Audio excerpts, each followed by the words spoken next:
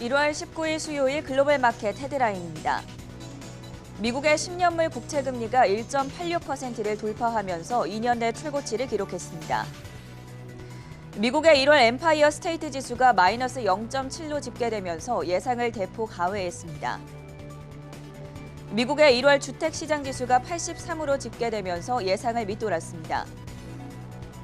WTI 가격이 중동 긴장 구조에 $85를 돌파하면서 2014년 이후 최고를 기록했습니다. 도이치방크가 3월 FOMC 회의에서 금리 인상이 시행될 가능성이 높다고 밝혔습니다. 미국 상원이 2월 초 연준 지명자 인준 청문회를 진행할 예정입니다.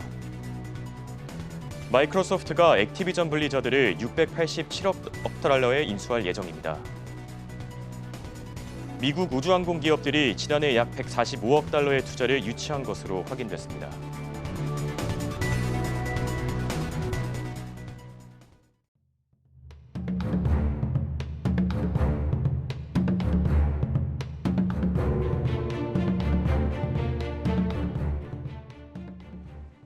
네, 여러분 안녕하십니까? 수요일 굿모닝 한경 글로벌 마켓의 전세원입니다. 안녕하십니까? 홍성진입니다. 마틴 루터킹 데이 휴장을 마치고 오랜만에 개장한 현지 시간 화요일 뉴욕 증시가 일제히 하락하고 있습니다. 낙폭이 상당히 커서 많이들 걱정하고 계실 것 같은데요. 네, 그렇습니다. 미국의 10년물 국채 금리가 오늘 1.86%를 돌파하면서 2년 만에 최고치를 경신했는데요. 이에 따라 주요 기술주들이 일제히 압박을 받으면서 현재 나스닥 지수의 경우에는 2% 넘게 빠지고 있는 상황입니다. 그럼 오늘 준비된 첫 번째 이슈부터 바로 확인해 보겠습니다. 수요일 굿모닝 한경 글로벌 마켓 지금 시작합니다.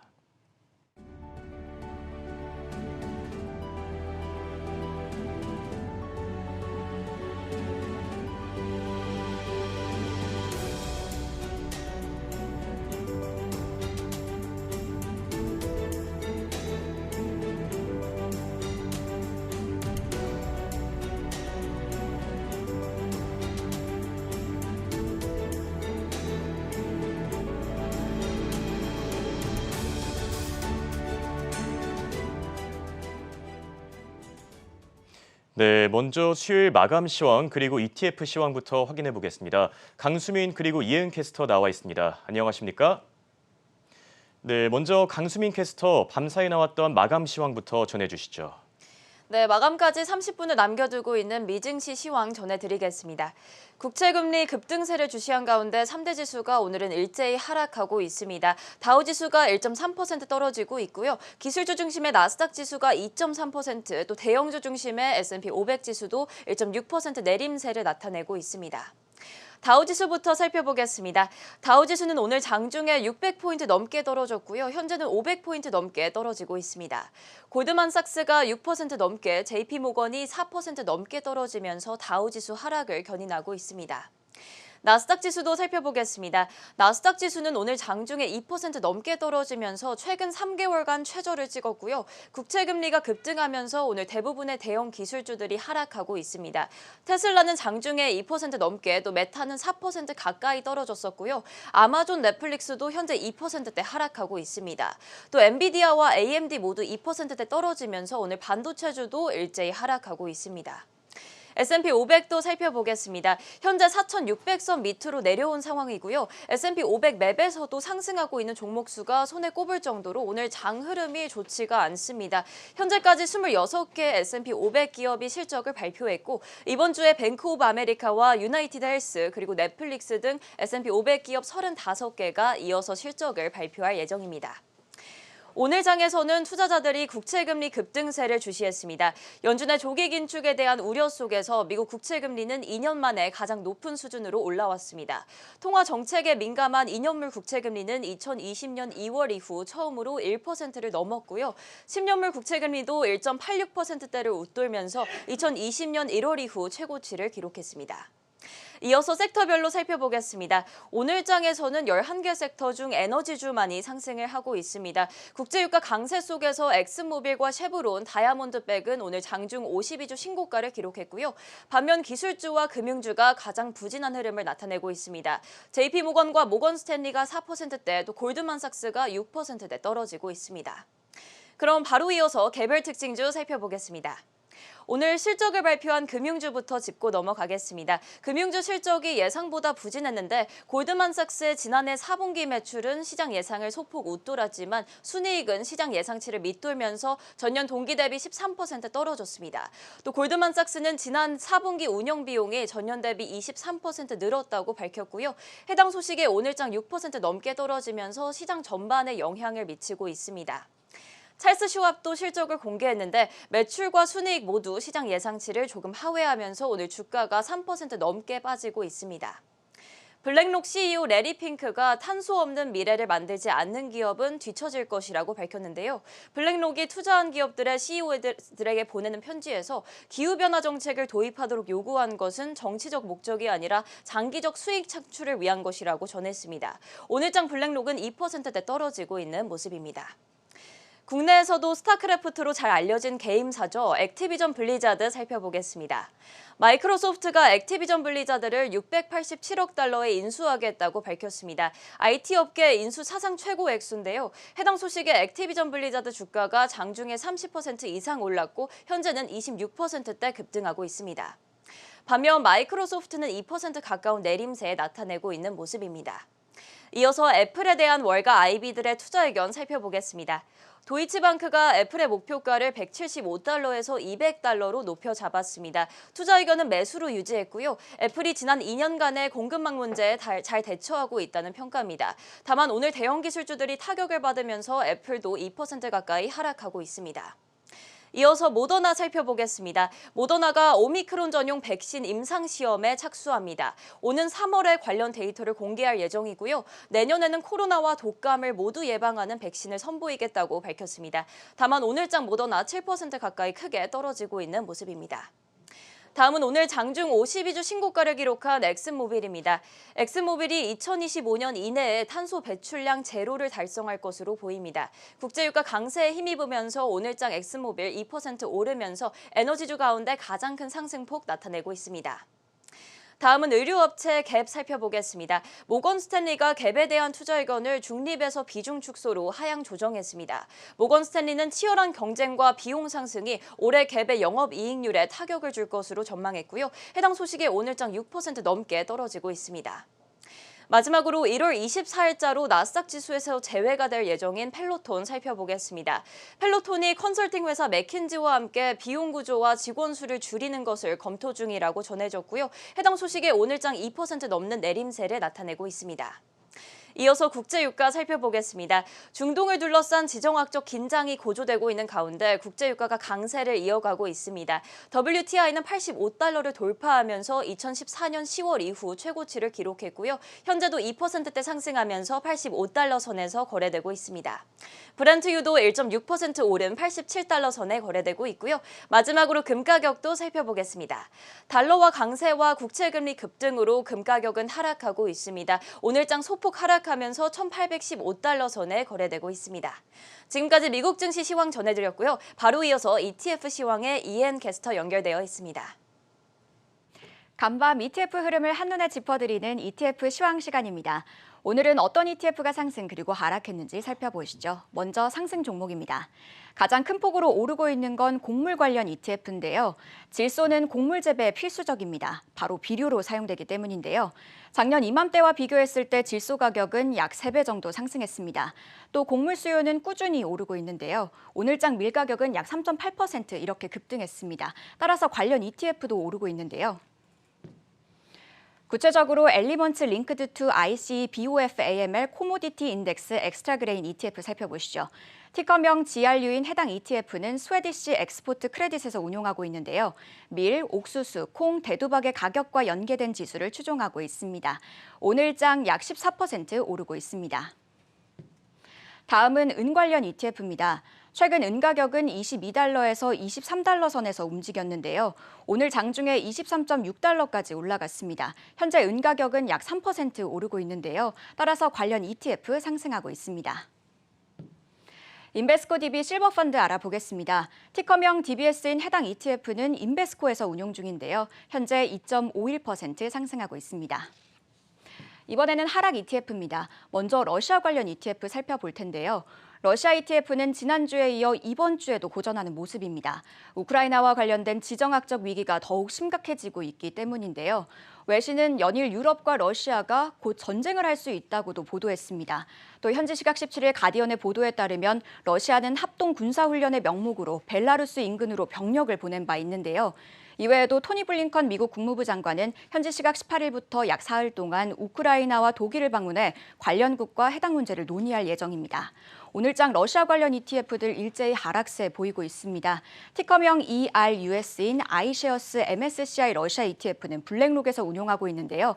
MSCI 러시아 지수를 추종하고 있습니다. 오늘장 약 8% 빠지고 있습니다. 이번에는 시장 상황을 바탕으로 관련 ETF들 알아보겠습니다. 어제 최보아 외신캐스터가 기업들이 속속 메타버스 사업에 뛰어들고 있다는 소식 전해드렸습니다. 월마트, 나이키, 갭, 그리고 랄프로렌까지 여기에 더해 오늘 마이크로소프트가 액티비전 블리자드를 인수한다고 했는데요. 오늘은 이와 관련해 메타버스 ETF 들여다보겠습니다. 먼저 티커명 META인 라운드힐 볼 메타버스 ETF입니다. META는 라운드힐 인베스트먼트에서 운용하고 있고 메타버스 관련 기업들을 추종하고 있는데요. 세계 최초 메타버스 관련 ETF입니다. 운용 중인 자산은 약 9.2억 달러인데요. 개시한 지 얼마 되지 않았는데 이렇게 운용 자산이 많다는 건 해당 ETF의 인기를 보여줍니다. META는 메타버스를 구현하기 위한 환경에 비교적 많이 투자하고 있습니다. 보유 종목의 약 25%가 소프트웨어 관련 기업인데요. 24%는 반도체 관련 기업입니다. META, 1월 31일부터 티커가 바뀝니다. 기존 META에서 METV로 이름을 바꾸게 되는데 운용 전략이나 수수료에는 변화가 없습니다. 티커가 바뀌게 되는 구체적인 이유는 공개된 바가 없지만 옛 페이스북인 메타와 관련이 있을 것으로 추정됩니다. 이번에는 파운트 메타버스 ETF입니다. 티커명은 MTVR인데요. MTVR은 국내 핀테크 기업인 파운트가 현지 운용사인 익스체인지 트레이디드 컨셉츠와 협업을 통해 직접 지수를 만들어 상장한 ETF입니다. 이외에도 미국의 첫 비트코인 선물 ETF를 출시한 프로시어스가 메타버스 ETF를 추진 중인데요. 미 증권거래소에 신청한 상태이고 승인을 기다리고 있습니다. 해당 소식도 예의주시하시면 좋을 것 같습니다. 지금까지 ETF 시황이었습니다. 네, 24시간 잠들지 않는 생생한 투자 정보를 전해드리는 굿모닝 환경 글로벌 마켓 시간입니다. 최보아 캐스터 나와 있습니다. 안녕하십니까? 네, 밤사이 또 다양한 이슈들이 많이 전해졌는데 준비한 첫 번째 소식 전해주시죠. 네, 세계 각국의 뉴스를 가장 빠르게 알려드리는 글로벌 이슈입니다. 이 코로나19와 관련된 새로운 입장 발표로 첫 번째 이슈 시작합니다. 현지 시간 18일 세계경제포럼 가상 다보스 의제 행사에서 마이클 라이언 WHO 보건 비상사태 사무국장은 코로나19가 종식된다는 뜻은 아니지만 올해 코로나19에 대한 공중보건 비상사태는 종식될 수 있을 것이라고 발표했습니다. 이어서 죽음과 입원 등의 비극을 초래하는 건 어쩌면 바이러스 그 자체가 아니라 혼란이다라고 설명했는데요. 이는 공중보건 비상사태의 종식이 대중의 혼란을 완화시킬 것으로 보인다는 낙관적인 평가라고 볼 수가 있습니다.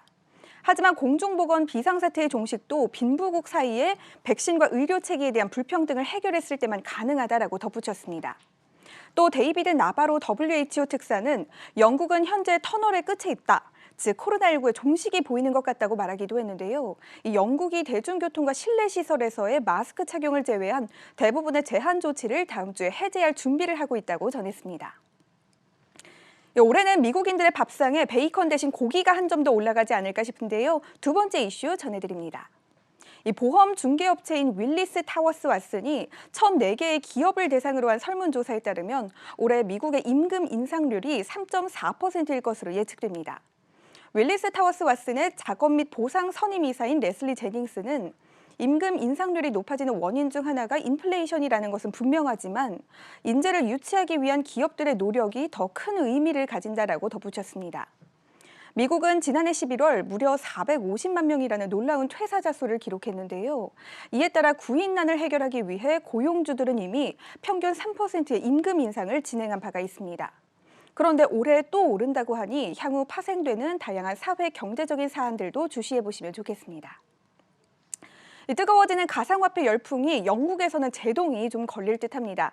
가상화폐와 관련해서 세 번째 이슈 전해드립니다. 현지 시간 18일 리시 수낙 재무장관은 가상화폐를 포함한 금융 광고에 대한 기존 법률을 개정하는 방안을 도입할 것이다라고 발표했습니다. 또 특히 투자자가 오해의 소지를 가질 수 있는 오보를 위주로 강력하게 규제할 것이라고 덧붙였습니다. 영국 광고표준청은 이미 여러 차례 가상화폐에 대한 광고에 조치를 취해왔습니다. 규제 당국은 지난해 12월 코인베이스와 파파존스를 포함한 회사들의 광고 7개를 소비자들의 경험 부족을 무책임하게 이용한다라는 이유로 금지시켰고요. 또 가상화폐 거래와 관련된 위험성에 대한 경고 없이 사람들이 비트코인을 구매하도록 권장하는 가상화폐 거래소인 루노의 광고도 정지시킨 바가 있습니다. 요즘 전자제품이나 차 살 때 이 매장에서 오래 기다려야 한다라는 말을 듣고 힘이 빠진 분들 많이 계실 것 같은데요. 이 반도체 부족 사태를 일상에서도 몸소 체감하는 순간입니다. 이 중국의 상황도 크게 다르지는 않은데요. 네 번째 이슈 전해드립니다. 현지 시간 17일 CNBC에 따르면 중국의 반도체 칩 부족 사태와 관련해 중국판 배달의 민족으로 불리는 음식 배달 업체인 메이투안도 지원 사격에 나섰습니다. 바로 중국의 인공지능 칩을 개발하는 스타트업인 악세라가 메이투안을 포함한 투자자로부터 8억 위안, 한화로는 약 1억 2,600만 원을 투자받은 겁니다. 악세라의 제품은 컴퓨터에 들어가는 인공지능 칩에 중점을 두고 있는데요. 이는 스마트 도시 그리고 스마트 홈과 같은 애플리케이션에도 사용될 예정입니다. 중국은 공급망 병목 현상에 대비해 자급자족을 증진시키는 측면에 있어서 텐센트, 바이두, 알리바바와 같은 자국의 거대 기술 기업들이 반도체 분야에 투자를 하도록 이끌어 왔었는데요. 이번 메이투안의 투자도 같은 맥락에서 이루어졌다고 분석이 되고 있습니다. 전 세계가 친환경이라는 슬로건 아래 하나가 되고 있습니다. 기후변화에 대한 대응과 관련해서 연달아 2개의 이슈 살펴볼 텐데요. 5번째 이슈부터 전해드립니다. 이 친환경에 있어서는 최대의 적이라고도 할 수 있을 것 같습니다. 바로 석유 생산업체인데요. 이 석유 생산업체들도 기후변화에 대응해야 하는 부담이 점점 더 커지고 있습니다. 현지 시간 18일 엑슨모빌은 2050년까지 자사의 운영 과정에서 발생하는 탄소 배출량을 0으로 만들거나 최소한 상쇄하겠다라고 발표했습니다. 구체적으로 살펴보면 가솔린과 정제유로 만든 연료 등의 배출량을 의미하고요. 이 가정용 천연가스와 같은 배출량은 포함을 하지 않습니다. 또 투자되었지만 운영되지 않는 기타 자산이나 유전에는 적용이 되지 않는 등 일부 조건들을 가지고 있습니다. 엑슨모빌뿐 아니라 많은 대형 석유 회사들이 탄소 배출을 줄이거나 상쇄하기 위한 소위 넷제로에 동참했습니다. 2020년에는 BP와 로얄 더치 쉘이 2021년 10월에는 쉐보론이 흐름을 같이 했습니다. 이번에는 블랙록이 기후변화에 대한 대응과 관련된 입장을 내다 화제가 되고 있습니다. 마지막 이슈 전해드립니다. 현지 시간 17일 세계 최대 자산운용사인 블랙록의 CEO 레리 핑크가 회사 경영자들에게 보낸 연례 서한에서 기후변화에 대한 대응은 정치가 아니라 수익의 문제다라고 강조했습니다. 일부 비판자들이 블랙록이 기후변화 등 환경 사회적 책무 그리고 기업 지배구조 개선인 ESG 이슈에 영향을 미치지 말아야 한다라고 주장을 했었는데요. 이번 발언은 그들에게 대응하기 위한 방법의 일환으로 보여집니다. 또 주주 자본주의는 정치도 사회도 또 이데올로기적 어젠다도 아니다라고 설명을 했는데요. 이 넷제로 전환이 모든 산업계를 변화시킬 것이라면서 기업은 계속 진화하지 않으면 적응력이 더 뛰어난 경쟁업체에 의해 대체될 것이라고 당부했습니다. 하지만 이에 대해 세계 최대 헤지펀드 브리지워터 어소시에이트 창업자인 레이 달리오는 화석 연료에서 지나치게 빨리 벗어나려고 하면 이 탄소 중립을 위한 에너지 비용이 증가해 오히려 물가가 상승하는 인플레이션인 그린플레이션이 올 수도 있다고 경고했습니다.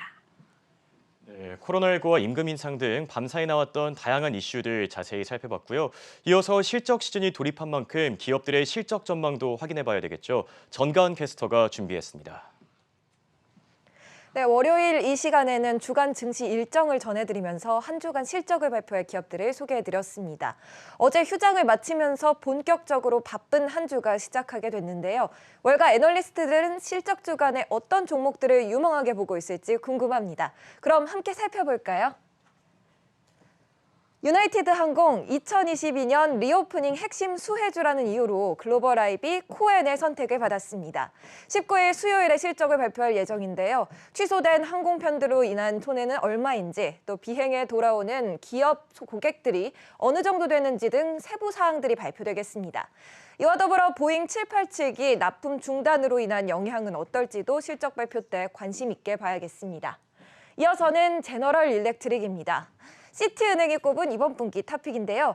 인플레이션과 리오프닝 같은 외부적인 상황과 재무와 운영 같은 내적 요인 모두에서 유망하다고 평가받았습니다. 25일 화요일에 실적을 발표할 예정이며 주가는 올해 9%가량 상승 중입니다. 다음으로 애플도 목록에 있습니다. 키번크는 자사 데이터에 따라 애플 수요에 대한 확신이 있다며 현재 주가 170달러대인 애플의 191달러의 목표가를 제시하고 있습니다. 주가는 올해 들어 2% 정도 빠지고 있습니다. 네 번째로는 시그니처 방크, 모건 스탠리의 중형주 탑픽이었는데요. 회사 비즈니스 모델이 유니크, 독특하다라고 봤습니다. 특히 암호화폐를 발빠르게 도입한 점이 크게 주목을 받고 있습니다. 마지막으로는 타이슨 푸드, 미국의 대형 육 가공업체입니다. 투자은행 스티븐스의 선택을 받았는데 주가는 지난 한 해 동안 45% 정도 상승했습니다. 소고기와 돼지고기에서 마진 강세가 지속되면서 닭고기나 가공식품류의 마진도 개선 중이라는 점이 강조됐습니다. 이렇게 실적 시즌 월가에서 집중한 5종목을 알아봤는데요. 이어서 이번 실적 전망과 그 영향은 어떨지도 살펴보겠습니다. 네, 우선 2021년도 S&P 500기업 EPS 예상 성장률은 44.1%로 집계되고 있습니다. 리서치 회사 CFRA에 따르면 이는 1988년 이후 가장 높은 수치인데요. 이와 관련해 한 해 동안 기업 실적 성장세가 좋으면 이듬해 주식시장 수익률도 좋다는 통계가 나왔습니다. CFRA 최고 투자 전략가 샘 스토볼은 기업들의 수익이 15%에서 39% 정도로 크게 성장한 10년 동안 대체로 이듬해 수익이 크게 올랐다고 분석했습니다. 이듬해 평균 S&P 500 수익률은 12.5%였습니다. 이 통계대로라면 올해 주식시장도 좋을 것으로 보이는데요. 물론 이는 대체적인 흐름일 뿐 2020년이나 2011년 또 1994년처럼 오히려 시장이 안 좋았던 시기들도 있으니 참고만 하시면 되겠습니다. 한편 매출 성장률로 보았을 때에도 14.5%로 1970년대 이후 강한 상승세가 기대되고 있습니다. 이 1970년대 역시 인플레이션 에라라고 부를 정도로 인플레이션이 꽤 심각했습니다. 베트남 전쟁으로 인한 부채에 더해 아랍의 석유 금수 조치 그리고 노조 증가 등 다양한 요인들이 작용을 했던 겁니다. CFRA에서는 과거 이 시기에는 에너지와 유틸리티, 자재 관련 섹터들의 흐름이 좋았다고 분석했습니다. 물가 상승률이 높을 때마다 원자재와 에너지와 같이 일반적인 상품과 더 밀접하게 연관된 업종들이 실적을 내는 경향이 있으며 임의 소비재나 기술주 같은 성장주 부문은 금리 부담의 약세로 돌아선다는 내용이었습니다. 이렇게 이번 실적 전망까지 살펴봤는데요. 참고하셔서 현명한 투자하시기 바랍니다. 네, 투자자를 위해 다양하고 또 유용한 정보를 제공해드리는 시간 원자재 플러스 코너 준비했습니다. 도움 말씀 위해 인베스팅닷컴 김수현 PR 매니저 모셨습니다. 안녕하십니까? 안녕하세요. 네, 개인 투자자들의 관심이 최근 원자재 시장 쪽으로 많이 몰리고 있습니다. 그러다 보니까 투자 전략은 또 어떻게 세워야 되는지 궁금한 분들이 많은데 앞으로 매주 나와주실 거라고 들었습니다. 간단하게 소감 한마디 부탁드립니다. 네, 작년부터 사실 원자재 슈퍼사이클이 올 거다 이런 얘기는 네, 있었지만요. 그렇죠. 이제부터 어쩌면 진짜 시작이지 않나 이런 생각도 드는데요. 매주 재밌는 소식 같이 전달하면서 이야기해봤으면 좋겠습니다. 네, 큰 기대해 보도록 하겠습니다. 그럼 원자재 시장 중에서도 사실 에너지 또 국제유가 섹터가 요즘 강세를 나타내고 있는데 특히 오늘 같은 경우에는 WTI 그리고 브렌트유 가격이 각각 85달러 또 87달러를 돌파하지 않았습니까? 네네. 이게 사실 90달러 갈 거다, 100달러 갈 거다 말이 많았는데 요즘 같은 시기에 국제유가 상황은 또 어떻게 보시나요? 네, 일단은 원자재를 총망라하고 있는 CRB 인덱스가 이제 올해 들어서만 해서 이제 5.6% 정도 상승을 한 상황입니다. 그 중에서도 이 지수를 이끌고 있는 에너지 부분이 이제 국제유가 아까 말씀드렸던 부분 오늘 장에서도 사실 미국 증시 상당히 많이 빠졌지만 치고 네, 올라가는 그렇죠. 모습 보였잖아요. 그래서 각각 16% 정도 브렌트 WTI가 지금 올라가 있는 상황이다라고 진단해 볼 수 있습니다. 네, 국제유가가 그러면 계속 올라갈 거냐 아니면 하락할 거냐 이렇게 전망이 좀 나뉘고 있는데 어떻게 보시나요? 일단은 지금 상황에서 이제 무조건 올라간다, 앞으로는 좀 잠잠해질 것이다 단언을 할 수는 없는데요. 이쯤에서 이제 지켜봐야 될 요인은 세 가지로 또 요약을 할 수 있습니다. 먼저 오펙 플러스의 이제 증산량 둔화라는 부분이 있는데요. 사실 오펙 플러스가 이제 매달 이제 1일 40만 배럴을 증산을 하겠다라고 이제 선언을 했고요. 또 2월에는 이런 스탠스를 유지하겠다라고는 했지만 실제로 이렇게 시장에 유가를 이제 풀고 있지는 않은 상황입니다. 그래서 이런 부분이 약속한 만큼 실제로 이행될지는 정확하지 않다는 점 첫 번째로 짚고 넘어가야 될 것 같고요. 두 번째는 사실 오미크론 이슈입니다. 오미크론 우려에 대한 부분이 상당히 많이 둔화가 됐는데요. 작년 12월에 갑자기 오미크론 이슈 터졌을 때 유가가 상당히 급락을 했었잖아요. 네, 그렇죠. 네, 그래서 이게 얼마나 지속이 될지 이 부분에 많이 관심이 쏠렸는데 그렇게 오래가지 않고 잠잠해진 모습이었거든요.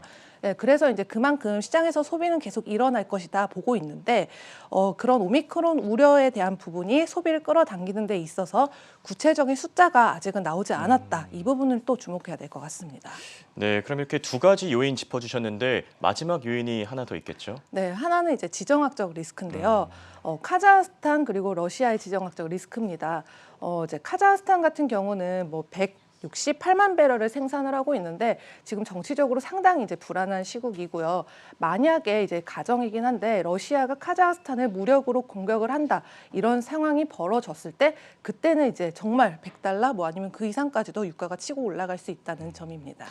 네, 이렇게 오늘은 좀 강세를 보이는 섹터 에너지, 국제유가에 대해 살펴봤는데 네. 농산물 가격은 또 어떤가요? 저희가 또 작년에 많이 얘기가 나왔던 네. 게 장바구니 물가잖아요. 네, 그렇죠. 네, 에그플레이션 부분인데 실제로 이제 올해 많이 올라갔던 걸 보면 우유, 치즈, 목재, 모카, 커피.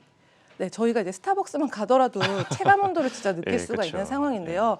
그래도 다행히 이제 쌀이랑 밀 같은 경우가 각각 뭐 2%, 3% 정도 빠져 있는 상황이기 때문에 전체적으로 다 올라가진 않았다. 일부는 그래도 잠잠해졌다. 이런 부분에 있어서 국제 유가 상승, 에너지 섹터 상승만큼의 문제점이 그래도 야기되지는 않았습니다. 근데 이때 이제 전체적으로 정리를 하자면은 아까 초반에 말씀드렸던 CRB 인덱스가 5.6% 네. 상승을 했잖아요. 이제 그 부분이 바로 코스트 푸시 인플레이션을 야기시켰다, 자극을 예. 했다라는 부분이기 때문에 앞으로도 이 이제 국제 유가 쪽을 지켜봐야 되는 게 코스트 푸시 인플레이션, 그러니까 이 국제 유가 가격 상승폭이 제한이 돼야지 인플레이션이 잡힌다. 간단하게 이렇게 정리를 해볼 수 있기 때문에 끝까지 지켜봐야 될 것 같습니다. 네, 원자재 가격이 최근 공공인진함에 따라 이제 원자재 투자 방향, 전략에 대해서도 관심이 많은데 어떤 방식으로 좀 투자를 해보면 좋겠습니까? 이 부분은 이제 많이들 아시겠지만 직접적으로 투자한다 그리고 간접적으로 투자한다 두 가지 나눌 수 예. 있겠는데요. 사실 금이나 은 같은 경우는 금괴, 은바 네. 이렇게 해서 내가 가지고 있다가 차익을 남기고 팔아 넘기는 이런 방식을 체득할 수가 있는데 사실 이게 사는 것도 그렇고 뭐 보관하는 것도 그렇고 다른 원자재 같은 경우는 상당히 어렵거든요. 그래서 보통은 이제 뭐 펀드나 ETF 그런 관련 기업에 투자하는 방법이 있습니다. 네, 그러면 직접 투자하는 건 아니지만 그래도 비슷한 수익률 끌고 간다라고 볼 수 있겠습니다. 네, 사실 간접 투자의 매력 중 하나가 이제 소액 투자가 가능하다는 건데 네. 어떻게 보시나요? 일단은 많이들 투자를 하고 계시는 게 ETF에 이제 추종을 하는 건데요. 이제 원자재 가격 상승폭이 이제 워낙 변동성이 크다 보니까 위험성도 있기 마련이고 뭐 월물을 따라간다든가 이런 문제점이 있기 때문에 ETF에 했을 때 이제 관련 뭐 채굴 기업 그리고 뭐 채광 기업 그리고 뭐 지수 등들이 이렇게 골고루 내용 봐서 이제 따라갈 경우에 그 이상의 또 상승률을 거두기도 하고 조금 더 안전하게 투자를 할 수 있다는 매력까지 같이 거둘 수가 있습니다. 네, 이렇게 오늘은 원자재 시장과 관련된 다양한 소식들 또 투자 전략 살펴봤습니다. 다음 주도 또 좋은 말씀 기대해 보겠습니다. 지금까지 도움 말씀의 investing.com 김수현 PR 매니저였습니다. 감사합니다. 네, 저희 굿모닝 환경 글로벌 마켓은 5시 30분부터 7시 30분까지 계속됩니다.